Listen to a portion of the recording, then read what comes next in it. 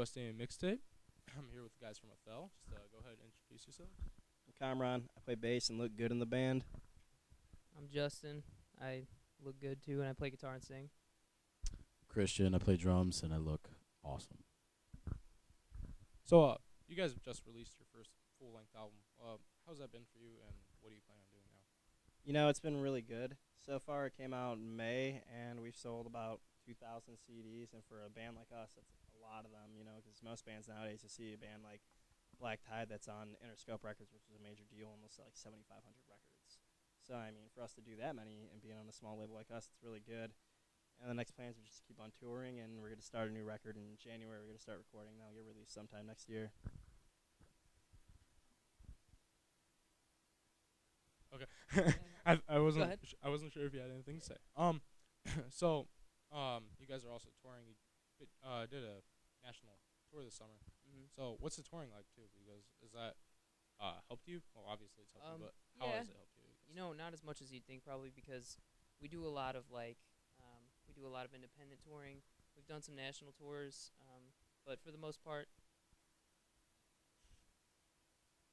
that's me. I can feel it.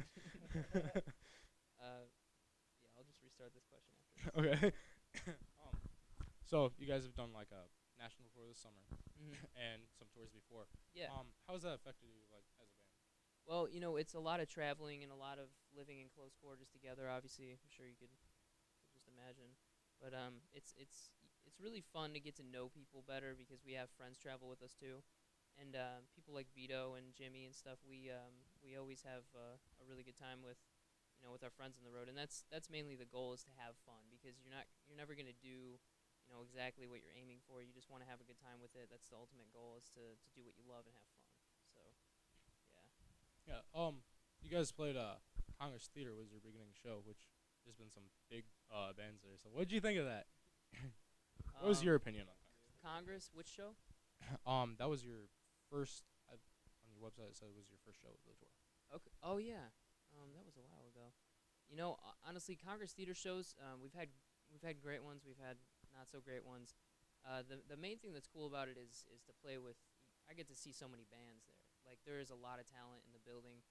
Some bands I really don't like, but some bands are great. And actually, the last time we played there, I saw this kid. I forgot his name, but I have a CD at home, and I bought it, and it was like an acoustic reggae project, and his voice was phenomenal, and I just couldn't believe that he was there, and I never heard of him, and we're from the same area, so it's a good, it's not only a good, opportunity for bands to expose themselves, but it's a good opportunity for artists to find new music too, and yeah.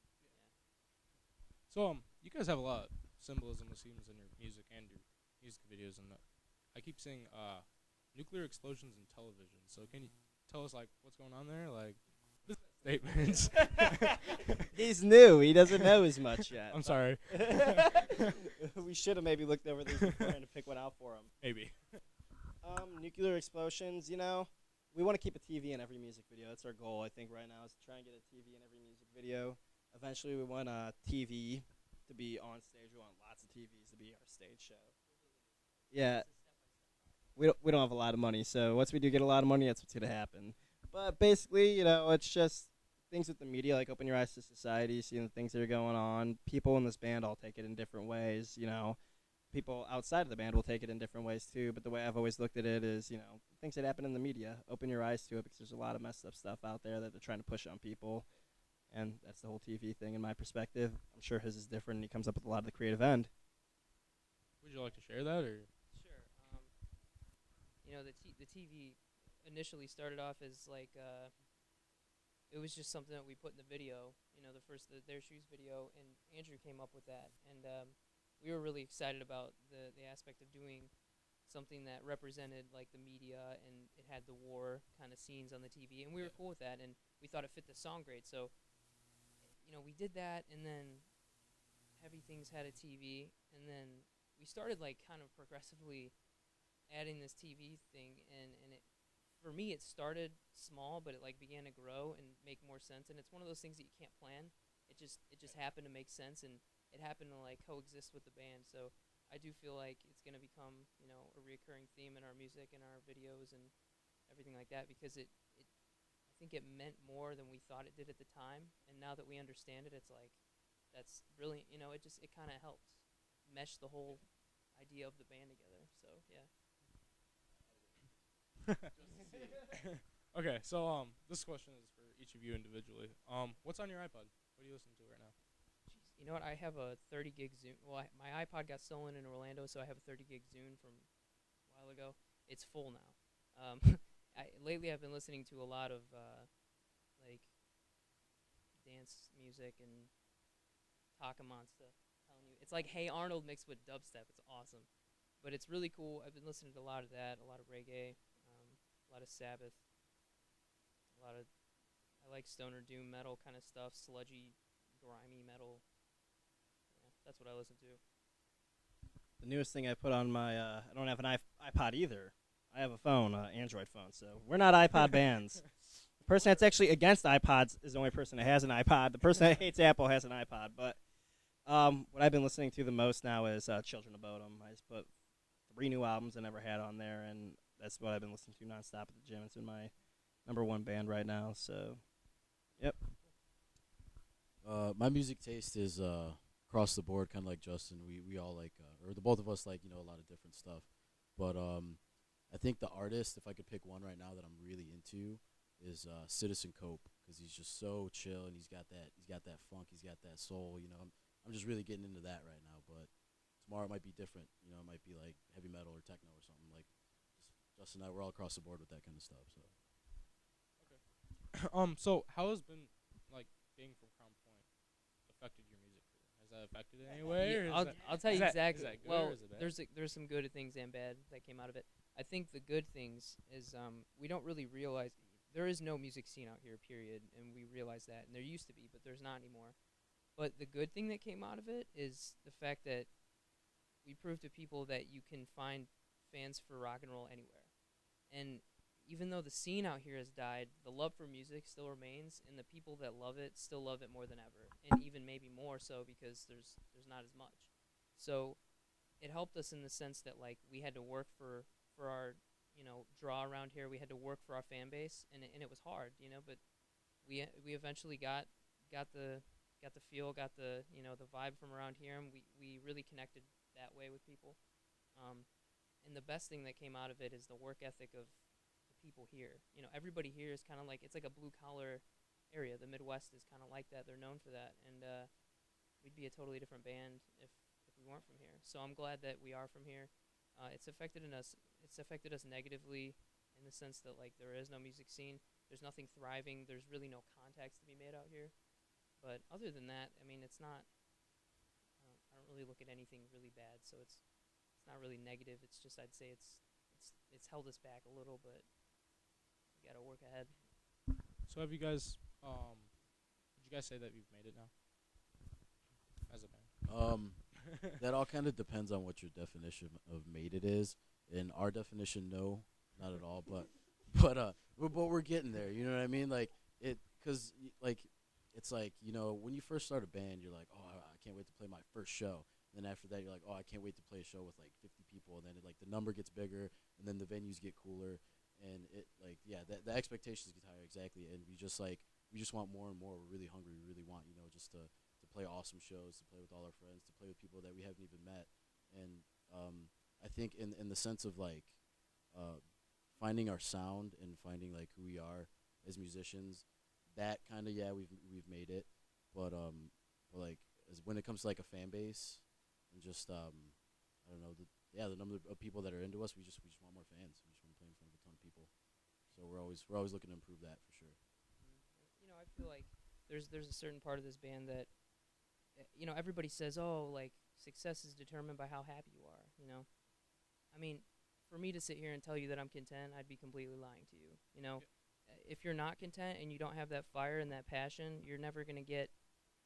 To me, in my definition of success, I'm never gonna be successful if I don't strive for more. And that's a successful person to me is somebody who has something mentally wrong with them to the point where they won't eat or sleep until they're successful. You have to have that insane, like it's mental. It's a mental mindset, but some people have it, some people don't. Most people don't have it. You know, I'd say like 99% of the population does not have that insatiable appetite to be a success at what they do. You know, Justin's right about that. People that want success have to not eat, and yeah, it's 7:25 p.m. and I have not yet ate today because I have been so busy with this show. So that is very true. I have not yet ate for this band today. So what are you guys' features plans? Future plans. Not to hear that anymore. We're being invaded by a conference call. Okay. It's the killer. Okay, so just in case we're all killed by a poltergeist, what are your future plans besides not getting killed? Our next plan is to go ahead and go in the studio. We've been in a writing process, and we're about to hit pre-production for our new CD. We're going to hit the studio in January, and that's our next goal right now is to get that CD out and do a lot of touring again next year. We're chilled down for about the year now, just getting everything done with the new CD so we can go out there and record it in January, and then be free to go ahead and tour as much as we want until that one comes out, and then tour even longer on it. So that's the next plan. Can you give us any secrets about your new album? Anything cool about it? It's gonna sound good. It is gonna sound different. We like to experiment with different sounds here and there. We like to evolve our tastes, and that's the next CD is definitely gonna be a step up from what we've previously done. Yeah, in our opinion. Okay. There's more production. Also, Darren Miller, the singer of CKY, is going to produce it, and the guitarist of The Faceless is going to engineer it. So that'll be a really cool thing. That's Yeah. pretty sweet, yeah. We're excited about that. Yeah, those are two really good names and two decently big bands. The Faceless just dropped an album that went in the top 40, and CKY's had many albums that charted in the top 40. So it's really cool bands. So what's it like working with those kind of guys? I mean, those are kind of big guys. Yeah, you know, Darren. I mean, Kamran knows Darren, and I've known Darren for not long, but he's a really good guy, and I'm not a huge CKY fan, so I wasn't like a starstruck kind of person when Yeah. To me, he's a really good guy to me, and he has a lot of knowledge. Well, he has a really negative outlook on the music industry, to be honest, but you know what? He has a lot of good things to say too, and I feel like he's going to be the right person for this record because he's a good songwriter in his own right, and he did his own thing, and now I feel like it's time for him to he wants to make an impression on the music industry with a different kind of medium, which is producing, and I feel like he'll do a good job at it. He's had a lot of experience in the past, so. Okay. Now on to the fan questions. Alexis Wilson asked, "How long have you, Justin, have your dreads?" You want to answer? I'm sorry, it's not. That's cool. I've had my dreads for. In March it'll be 5 years. Wow. Yeah, because I'm gonna be 22 and I got them when I was 17. Yeah, it'll be 5 years in March, and I've never been happier with them. I mean, they're easy and they're maintenance free. Yeah. How'd you wind up with dreads in the first place? Well, I had an afro. Yeah, I had an afro, and we were actually me and Kamran were in this band before it was called Athel. It was called The Breed, and we had to change our name, but that's besides the point. We were in Philadelphia because we were on the road doing a few shows, and he is friends with CKY's old bass player, Vern Zaborowski. And Vern and Jessica are married, and they have a place in Philly, so we stayed with them, and it was really cool. They were, they helped us out with food and stuff like that, and gave us some advice. And while I was there, I really wanted dreads for maybe like a week before that. I made my mind up this one day. I was like, I need to dread my hair because I was so tired of the upkeep from the. Yeah. I had to like wash it every day, sometimes twice a day. Put leave-in conditioner, like wait 5 minutes, blow dry. Like it was just irritating because my hair was so curly. So I thought, I got to do something about this. I eventually dreaded it. Jessica helped me with it, and it's been dreaded ever since. So thank God for that. Yeah. And it's actually become a huge identifiable part of the band. People like identify the dreads. They're like, oh yeah, the kid with the dreads is in Athel. Like it's a connector. You know what I mean? Just like small things here and there, and that's one of those things that help connect people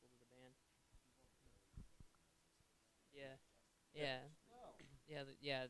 They'll point to my hair and they'll be like Athel. You know what I mean? We Yeah. thought about actually selling dread wigs and dread hats because think about it, man. That would go over great. Yeah, that's pretty If good. we had a like a crowd of 500 people with dreads, That'd be amazing. Yeah. nothing better. Okay, so all of you can answer this one. Yeah. How long is Conrad like CKY for? Casey King asked, "Why Athel for your name, and what does it mean to you?" You know what? So- You know so what? what does I'm done. Athel- I'm done. what does I Athel kind of mean know to this you? one. I can. It'll be a little intro. Athel is actually it's Greek and it means noble. So, but I'll let the guys take it from here. Yeah, me and Kamran had a different drummer when we were the breed, the later stages of the breed. His name was Eric, and we did a photo shoot in Port Huron, Michigan, and we were under this bridge. It was like it was kind of a bridge, and there was like this river, and the river over the river was Canada. So it had this big industrial factory, and we thought it was like a cool place to take some pictures, you know. And it was Eric's friend that was taking pictures there. He just knew this person. I guess she took his senior pictures or something. And so we were like, yeah, you know, let's do it. And we went there, and she had, I think we paid her all of $60 or something. And she had this nice camera, and we went under this bridge, and it had like all these names. Like it said, "Open your eyes to society," and it had this eye. It said "open your," and then it had an eye painted, and it's to society. And we were like, "That's sick," you know. And then I remember seeing that, and I was like, "That's a great album title." So then we saw Athel, and we were like, "What the hell does that mean?" Like that's what we all thought. We're like, that's stupid. Athel, Athel. We pronounce it. We butchered it so bad. We butchered it worse than any of our fans do now. And we were confused. We're like, "What is that?" And then we looked it up, and it meant noble in Greek. We're like, and I was like, "I hate that name." And Carmen's like, "Yeah, but nobody has it copyrighted." And I'm like, "Oh," I'm like, "You're right." So you know, this other name. I'm not even gonna tell you the other name because it's embarrassing. But the "Open Your Eyes," we were like, "Well, that's a great, you know, EP title." So we put "Open Your Eyes," and then we had To Society, and we were too broke to release the whole To Society EP. So we released it as part 1 and part 2, so we could release 3 songs and then save some money and then release 4 songs or whatever. So we had Open Your Eyes to Society part 1 and 2, and then this new one is called Open Your Eyes to Society, which is a compilation of the songs that we have re-recorded from our other EPs and also songs from new songs that haven't been released before. And you know, it worked out great because it's kind of like a big saga, but it's awesome because the people that do understand it and do get it really, really, you know, relate to it and connect to it. So, yeah. I like the name. Okay. So I'm Matt Mitchell with Northwest NA Mixtape. These guys are Athel. You should give them a look up on Facebook. They got their albums on iTunes. Go check that out. See you guys later. See ya.